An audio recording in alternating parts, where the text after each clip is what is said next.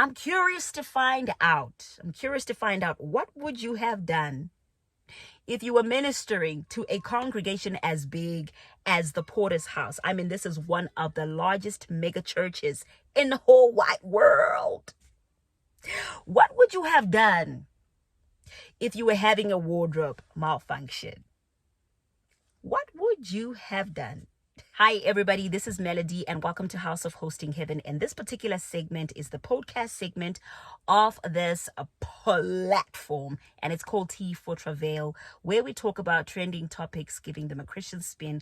And the topic that we're about to talk about is about none other but the incredible, the amazing, the iconic, the absolute iconic Pastor Sarah Jakes. She is everybody's fave. I question you if you have an issue with this woman. Honestly speaking, she's been through a lot. Please don't become the sore in her foot. Like, why? Like, why do you hate her? Like, why don't you like her? Like, why are you critical of her? Like, I don't get it.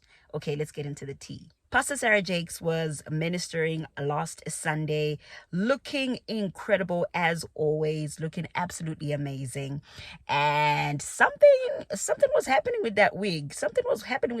And as preachers, I'm sure you've been there before, where you are experiencing a slight frustration, but you really can't tell anybody. It's either the air is too hot and you can't really place a demand on people to bring you to switch on the aircon, or to bring you something very quick for you to get assisted. And we always find, these videos where a lot of preachers are sweating their lungs out, and they're dripping in their own sweat, but they continue to preach the gospel. And so I think that it wasn't necessarily that, but it was a different kind of conundrum that she was going through, where her wig wanted to fall off, right? And a lot of times we try to hide this, because I don't know who lied to us and told us that the pulpit was supposed to be a place where we showed absolutely nothing but perfection. I know for a fact, I've had friends who've gone up and they went up, to preach, and they had a Bible, right? They had a Bible, but they'd only picked up a Bible that had the New Testament alone. And, you have to figure out a way in which you sort of try to make it look like it wasn't a mistake.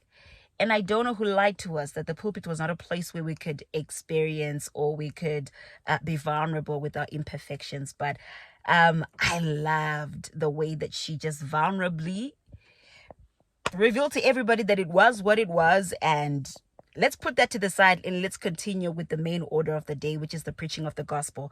Absolutely liberating for ministers like myself, young female ministers, just to know that at that place you are standing in right face to face with a God that does not expect perfection from you, but loved you in your imperfections.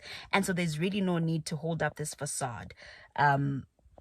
Why try to be perfect when you're serving a God who clearly loved you in your imperfections? I encourage you to watch that sermon, but most importantly, don't get distracted by this. I feel like, I watched something recently, and the person said God is the greatest PR manager. And I feel like God is looking for ways to just put Pastor Sarah Jakes on a billboard. He's looking for ways to put Pastor Sarah Jakes on a billboard, and he's doing such an incredible job of it. If you could pray for us young ministers for anything, please pray for us to remember what's core, remember what's important.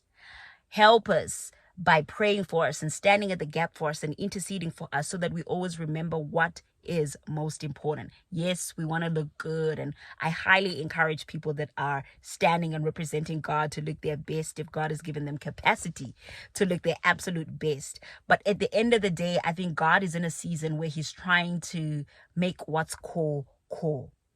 Let's stop maximizing what's not maximum and minimizing what is maximum.